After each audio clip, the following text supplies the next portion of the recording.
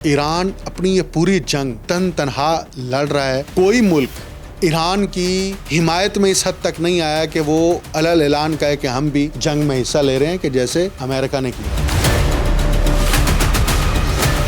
اسرائیل امریکہ کی چھتر چھایا کی وجہ سے ایران کے اوپر حملہ آور ہے.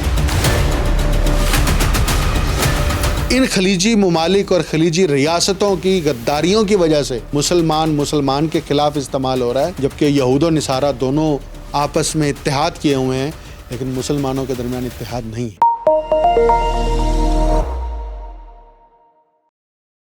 آپ دیکھ رہے ہیں انٹولڈ سٹوری ود ڈاکٹر اکمل سومرو. اسرائیل اور امریکہ نے ایران پر مشترکہ فوجی حملے شروع کیے ہیں اور میزائل داغے گئے ہیں.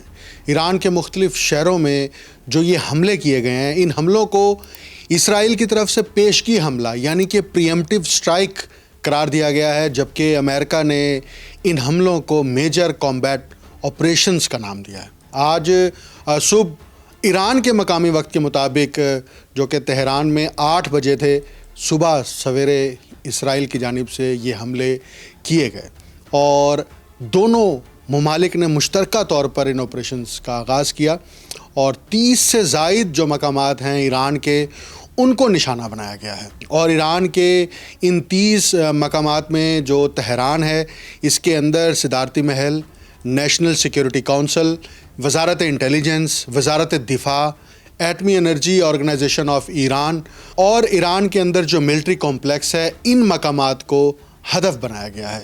اسی طرح ایران کے جو شہر ہے قم، کرمانشاہ، اصفہان، کرج شہر میں بھی حملے کیے گئے ہیں اور ان حملوں کے دوران ایک اسکول پر بھی جو ہے وہ میزائل گرا ہے. اور اس اسکول پر میزائل گرنے کے دوران اسکول میں پڑھنے کے لیے جانے والے وہ معصوم بچے جو علم کی تلاش کے لیے گئے تھے، جو تعلیم کی تلاش کے لیے تھے، جن کے وہم و گمان میں بھی نہیں تھا کہ وہ کسی دن اسکول جا کے پہنچیں گے لیکن گھر واپس کبھی نہیں لوٹیں گے، اور ان کی جان جو ہے وہ اسرائیل اور امریکہ دونوں مل کر اپنی بربریت اور وحشی پن سے ان کی جان کا خاتمہ کر دیں گے.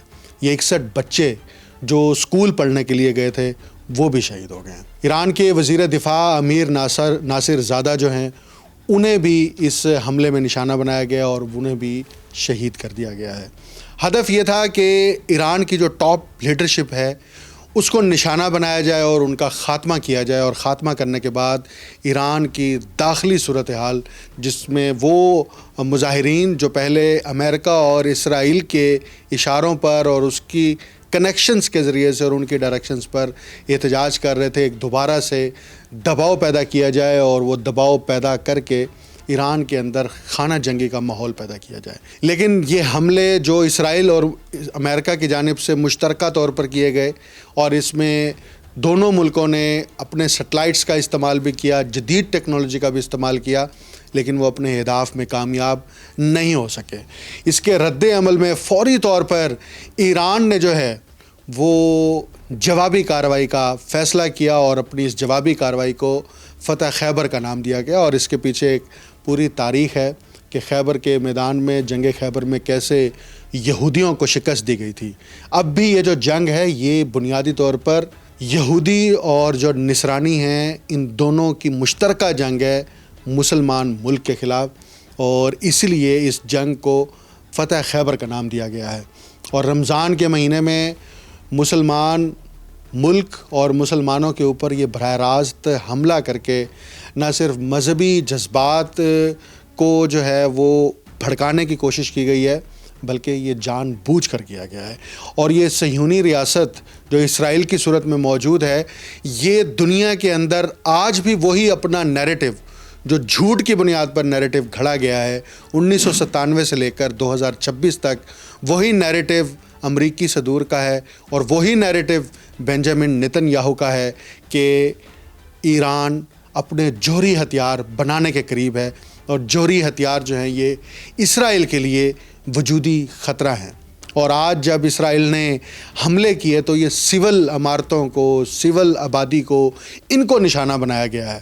اور اس کے بعد جب ایران نے جوابی کارروائی شروع کی تو انہوں نے علاقے کے جو دیگر ممالک ہیں وہاں پر جو امریکہ کے ملٹری بیسز ہیں ان کو نشانہ بنایا. وہ بحرین میں ہے, وہ قطر کے اندر ہے, وہ سعودی عرب میں ہے, وہ متحدہ عرب امارات میں ہے. ان علاقوں کو اس لیے نشانہ بنایا گیا ہے کہ یہاں سے امریکی فورسز جو ہے وہ ایران کے خلاف اپنے جنگی ہتھیار اور جہاز جو ہے وہ استعمال نہ کرے. لیکن ایک حیران کن بات یہ ہے کہ یہ سب کچھ اس وقت ہوا ہے کہ جب دونوں ملکوں کے درمیان یعنی امریکہ اور ایران کے درمیان مذاکرات کا تیسرا دور ختم ہوا تھا اور اس کے حوالے سے کوئی اعلامیہ جاری ہونا تھا. لیکن اس سے پہلے ہی یہ امریکہ ہو یا یہودی عیسائی ہوں, ان کی خصلت ہے. آپ یہ دیکھ سکتے ہیں, میں یہ کوئی محض مذہب کی بنیاد پر نہیں دے رہا, یہ ان کی خصلت ہے کہ یہ جھوٹ, دجل اور فریب کی بنیاد پر, دروغ گوئی کی بنیاد کے اوپر جو ہے نا یہ اپنے معاملات چلاتے ہیں. اور تاریخ انسانی کے اندر, جدید تاریخ کے اندر, گزشتہ 100 سال کی تاریخ میں معاہدات کی سنگین خلاف ورزی کرنا, وعدوں کی پاسداری نہ کرنا اور خود کو جو ہے بربریت, جہریت اور وحشیانہ ثابت کرنے کے لیے وہ اس طرح کے اقدامات کرتے رہے ہیں. امریکی صدر ٹرمپ نے جب ان حملوں کے بعد اپنی ٹروتھ سوشل اکاؤنٹ کے اوپر جو پوسٹ کی 8 منٹ کی ویڈیو, اس میں انہوں نے یہ کہا بنیادی طور پر کہ ہم ایران کے اندر رجیم چینج چاہتے ہیں اور ایران کی حکومت ایران کی عوام کو منتقل کرنا چاہتے ہیں. تو جناب ٹرمپ صاحب, آپ یہ بتائیں, آپ سے یہ مطالبہ کیا ہے ایران کی عوام نے کہ ہمیں حکومت دلوائیں؟ آپ سے براہ راست کسی نے یہ مطالبہ کیا ہے کہ آپ جو ہے ایران کی سرزمین کے اوپر آ کے حملہ کریں اور یہاں پہ رجیم چینج کریں؟ ایران کی عوام کو تو آپ نے زندہ رہنے کا حق بھی چھین لیا کہ ان کے اوپر مستقل طور پر پابندیاں لگا کر, معاشی قدغنیں لگا کر, ان کے اوپر تجارتی قدغنیں لگا کر, عالمی مارکیٹ کے اندر ان کو آئسولیٹ کر آپ تو ایران کی عوام سے جینے کا بنیادی حق چھین رہے ہیں. اور پھر جھوٹ کی بنیاد پر اپنی اس 8 منٹ کی ویڈیو میں کہہ رہے ہیں کہ ہم ایران کے اندر رجیم چینج کر کے جو اقتدار ہے وہ ایرانیوں کے حوالے کریں گے. پھر اپنی اسی ویڈیو کے اندر کہا کہ ہم ایران کی نیوی کو تباہ کر دیں گے اور ایران کو کسی بھی صورت جوہری ہتھیار حاصل نہیں کرنے دیں گے. اور ساتھ میں یہ بھی تنبیہ کی کہ ہو سکتا ہے اس میں ہمارے فوجی مر جائیں. یہاں پر ایک بڑی قانونی ایک پہلو ہے جو کہ پیچیدہ نہیں ہے, بالکل کلیئر ہے. ٹرمپ نے جو یہ حملہ کیا اور اس کا اقرار کیا ہے کہ یہ ہم نے مشترکہ اٹیک کیا ہے, اس کے اندر کانگریس کی اجازت شامل نہیں ہے. امریکی سینیٹرز نے فوری طور پر اس حملے کے بعد ٹویٹس کیے ہیں, اپنے سوشل میڈیا اکاؤنٹس کے اوپر پوسٹ کیے ہیں, عالمی میڈیا کو بیانات دیے ہیں کہ یہ حملہ غیر قانونی, غیر آئینی ہے. لیکن ٹرمپ جو ہے وہ نہ تو کسی قانون کو مانتے ہیں نہ کسی آئین کو مانتے ہیں. یہ فاشسٹ ہیں. اور بلکہ اس کے لیے ایک ٹرم استعمال ہوتی ہے, یہ کلٹ ہیں. جو شخص اپنے سیاسی تصورات میں اور اپنی سوچ میں اپنی شخصیت کا قیدی بن جائے اور اس کو کوئی انسانی اقدار, کوئی جمہوریت, کوئی انسانی رویے اس کے اندر باقی نہ رہیں, تو یہ کلٹ بن جاتا ہے. اور یہ کلٹ کا اس وقت سب سے بدترین مثال جو ہے نا وہ ٹرمپ کی صورت میں ہمیں نظر آ رہی ہے. یہ میں سخت الفاظ اس لیے استعمال کر رہا ہوں کہ ٹرمپ نے اتنا بھی گوارا نہیں کیا کہ وہ کانگریس سے اجازت لے. کیوں؟ کہ وہاں پہ ون مین شو ہے. وہاں پر جو طاقت کا سارا مرکزہ ہے وہ یہ سمجھتے ہیں کہ وہ خود ہیں. ان کے منہ سے نکلا ہوا کوئی بھی لفظ جو ہے وہ حکم کا درجہ رکھتا ہے, وہ قانون کا درجہ رکھتا ہے. ابھی چند دن پہلے جب امریکہ کی سپریم کورٹ نے یہ اعلان کیا, بلکہ فیصلہ جاری کیا کہ ٹرمپ نے جتنے بھی ممالک کے اوپر تجارتی ٹیرفس لگائے ہیں وہ غیر قانونی ہیں, اس کا اختیار ٹرمپ کے پاس نہیں ہے. ان سارے ٹیرف پالیسی کو اور جو امپوز کیے گئے تھے ٹیرف, اس کو اسٹرائک ڈاؤن کر دیا. لیکن ٹرمپ نے کیا کہا؟ وہ کلٹ ہے. اس کے اندر سے وہ نرگسیت پسندی کے اس درجے پر پہنچ گئے کہ انہوں نے نہ صرف سپریم کورٹ کے فیصلے کو مسترد کیا, بلکہ یہ نہیں کہا کہ ہم اپیل کریں گے. سپریم کورٹ کے فیصلے کو مسترد کیا اور اس کے ساتھ ہی پہلے 10% ٹیرف دوبارہ سے عائد کر دیا پوری دنیا کے اوپر. پہلے سلیکٹو ممالک پر تھے. پھر جو ہے وہ اپنا کلٹ جو ہے وہ باز نہیں آیا, وہ اندر سے چھیڑتا رہا. پھر اس کے بعد 5% اور اضافہ کر دیا, 15% جو ہے وہ ٹیرف عائد کر دیے. تو یہ ایسے شخص کو صدر بنا دینا اور وہ صدر خود کیسے بنے، ان کی اپنی نامینیشن ریپبلکن پارٹی کے اندر کیسے ہوئی، وہ ایک الگ سٹوری اور کہانی ہے. لیکن آج دنیا جو ہے اس کا عملی مظاہرہ دیکھ رہی ہے. یہ وہی ٹرمپ ہے جو گزشتہ 8-10 مہینے سے ایک ہی فکرہ بار بار بول رہا ہے کہ مجھے امن کا نوبل انعام دیا جائے، اور میں امن کے نوبل انعام کا حقدار ہوں کیونکہ میں نے 8 جنگیں رکوائی ہیں. ہر تقریر کے اندر، ہر ایونٹس کے اندر، چاہے وہ قومی سطح پر ہو، بین الاقوامی سطح پر ہو، وہ یہ زبردستی کریڈٹ لینا چاہتے ہیں. لیکن ایران کے معاملے میں یہ کیا ہوا ہے؟ کیا ایران کے معاملے میں ٹرمپ خود سے یرغمال بن گئے ہیں ڈیپ سٹیٹ کے ہاتھوں، یا پینٹاگون کے ہاتھوں، یا ٹرمپ جو ہے وہ یرغمال بن گئے ہیں ان ملٹی نیشنل اسلحہ ساز کمپنیوں کے ہاتھوں جنہوں نے مجبور کیا کہ اسرائیل کے ساتھ مل کر ایران کے ان معصوم بچوں کو شہید کیا جائے جو اسکول میں پڑھنے کے لیے گئے، جس کا نہ تو ایرانی عوام نے مطالبہ کیا کہ ہمیں رجیم چینج چاہیے، ہم اس رجیم سے تنگ ہیں، بلکہ ایرانی عوام تو امریکہ سے تنگ ہیں اور اس کے اتحادیوں سے تنگ ہیں جو کہ مسلسل پابندیاں لگا لگا کر ایران کے پورے سسٹم کو جو ہے وہ چوک کیا ہوا ہے. اس لیے ان حملوں کے بعد ایرانی قومی سلامتی کمیشن کے جو سربراہ ہیں ابراہیم عزیزی، انہوں نے سرکاری ٹی وی پر اپنا ایک بیان دیا اور اس میں انہوں نے کہا کہ ہم نے ان حملوں سے پہلے بار بار خبردار کیا تھا، لیکن اب جو راستہ تم نے چنا ہے اس کا انجام اب تمہارے کنٹرول میں نہیں ہے. ہم حملوں کا تباہ کن اور سخت جواب دیں گے، اور اس کا جواب فوری طور پر دیا گیا. متحدہ عرب امارات میں، بحرین میں، کویت میں، قطر میں. پاکستان کے میڈیا ہاؤسز پہ نا کچھ اینکرز کی روزی روٹی بہت زیادہ ہے. وہ یہ بات کر رہے تھے کہ یہ خلیجی ممالک کے اوپر جو ایران نے اٹیک کیا ہے نا، یہ غلط کیا ہے. لیکن ان کو یہ غلط نظر نہیں آتا کہ ان ممالک کے اندر ایئر بیسز بنا کر یہاں سے جہاز اڑا کے ایران کے اوپر جو حملے کیے جاتے ہیں وہ جائز ہیں، اور ان ملٹری انسٹالیشن کے اوپر ڈائریکٹ اٹیک کرنا ناجائز ہے. دیکھیں، ناجائز میں بھی کہتا اگر ایران کی طرف سے یہ حملے جوابی کارروائی میں سویلین آبادی کے اوپر کیے جاتے، سویلین عمارتوں کے اوپر کیے جاتے، تو میں کہتا ہاں یہ بالکل غلط ہے، ایسا نہیں ہونا چاہیے، ہم اس کی مذمت کرتے ہیں. بالکل ویسے ہی جیسے ہم اسرائیل کی مذمت کر رہے ہیں کہ فوج کے اوپر اٹیک کرنے کے بجائے آپ بزدلانہ کارروائی کر کے سول آبادی کو نشانہ بنا رہے ہیں. اور ابھی تو یہ مذاکرات تو امریکہ ایران کے ساتھ کر رہا تھا نا، عمان کے ذریعے سے، سعودی عرب کے ذریعے سے، ترکیہ کے ذریعے سے، قطر کے ذریعے سے مذاکرات ہو رہے تھے نا. تیسرا دور بھی ہوا نا، لیکن تیسرے دور کے اعلامیہ جاری ہونے سے پہلے جس پر اصولی اتفاق ہو گیا تھا، تو اس کا مطلب یہ دھوکہ دیا نا. تو ٹرمپ نے یہ دھوکہ دیا، جھوٹ کا مظاہرہ کیا، اور جھوٹ کا سہارا لے کے جو ہے وہ علل صبح سویرے جو ہے وہ حملہ کر دیا گیا.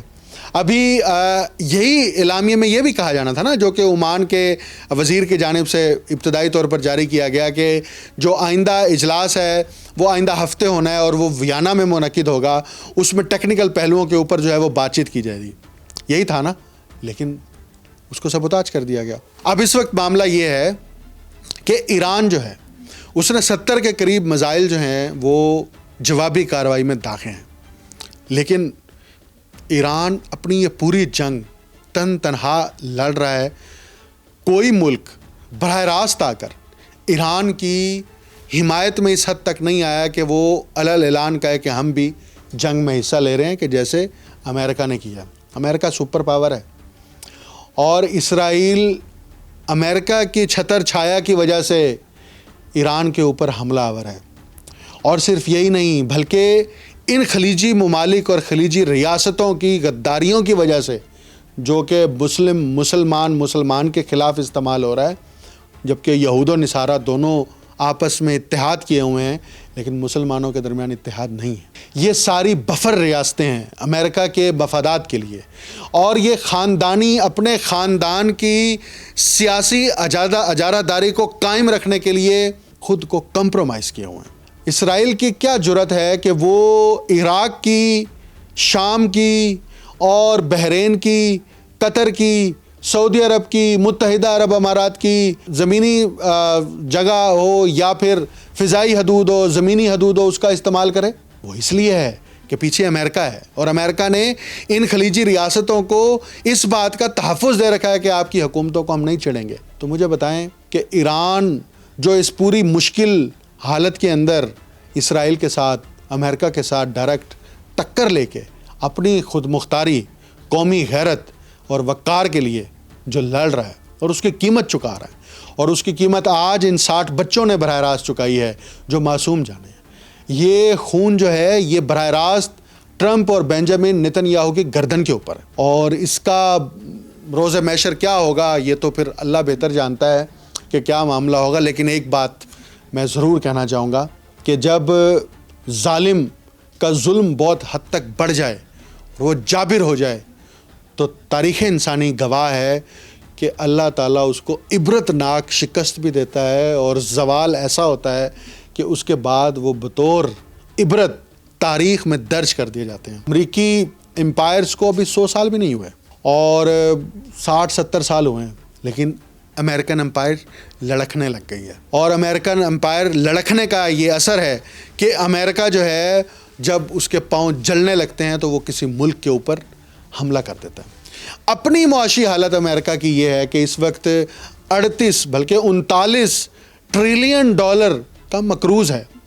قرض کے اوپر آپ کی پوری معیشت کھڑی ہوئی ہے، قرض کے اوپر آپ کی معیشت کھڑی ہے، قرض کے اوپر آپ کارپوریٹ سیکٹر کو فنڈنگ کرتے ہیں، قرض کے اوپر آپ اسلحہ خریدتے ہیں، قرض کے اوپر اسلحہ ساز کمپنیوں کی فنڈنگ کراتے ہیں، مصنوعی قسم کی آپ نے پوری اپنی اکانومی بنائی ہوئی ہے، اور آپ نے بین الاقوامی سطح پر اپنی فوجی طاقت کی بنیاد کے اوپر دنیا کو زیر کرنے کی کوشش کر رکھے ہیں۔ لیکن مستقبل میں ایسا نہیں ہونے والا، کیونکہ دنیا کے اندر مقابلہ جاتی قوتیں نئی داخل ہو رہی ہیں۔ یورپ آپ سے آہستہ آہستہ پیچھے سرک رہا ہے۔ جس یورپ کی پشت پناہی میں امریکہ جو ہے لڑتا رہا دنیا کے اندر، وہ آج خود امریکہ سے کنی کترا رہا ہے، وہ پیچھے ہٹتا چلا جا رہا ہے۔ تو امریکہ نے جو یہ راستہ چنا ہے دنیا پر جنگیں مسلط کر کے اپنی بالادستی کو قائم رکھنا، یہ اب ختم ہونے والا ہے۔ یہ ڈالر، جو فیک ڈالر آپ نے دنیا کے اندر مسلط کر رکھے ہیں اور جبر اور طاقت اور دھونس اور دھاندلی کی بنیاد پر کر رکھے ہیں، یہ زیادہ نہیں چلنے والا۔ یہ 10 سال اور چلا لیں گے، میکسیمم 20 سال اور چلا لیں گے، اس سے زیادہ دور جانے والا نہیں ہے۔ چین آپ کو کھا جائے گا، اور چین آپ کو ایسے کھائے گا کہ آپ سانس لینے جوگے بھی نہیں رہیں گے۔ اور اس کی وجہ ہے بنیادی کہ آپ کے اندر جو وحشی پن اور بربریت ہے نا، وہ جو کلٹ میں بن گیا، اور جس کا عملی مظاہرہ اس وقت ٹرمپ کی صورت میں سامنے ہے، اور ہمارے پاکستانی دانشوروں کی روزی روٹی کا مسئلہ ہے، اور ان کے اپنے ذاتی مفادات ہیں جس کے تحت وہ نہیں بول پاتے، نہیں بات کر سکتے۔ لیکن ایک بات ضرور کہوں گا میں کہ قوموں کی خود مختاری کی قیمتیں قومیں ادا کرتی ہیں، چکاتی ہیں، اور ایران کی پوری قوم یہ قیمت چکانے کے لیے تیار ہے۔ یہ اسیسمنٹ امریکہ کے پاس بھی ہے، یہ اسیسمنٹ اسرائیل کے پاس بھی ہے۔ اسرائیل نے تو اپنی تل ابیب اور ارد گرد کے شہروں کی ساری آبادی کو بنکر میں منتقل کر دیا ہے۔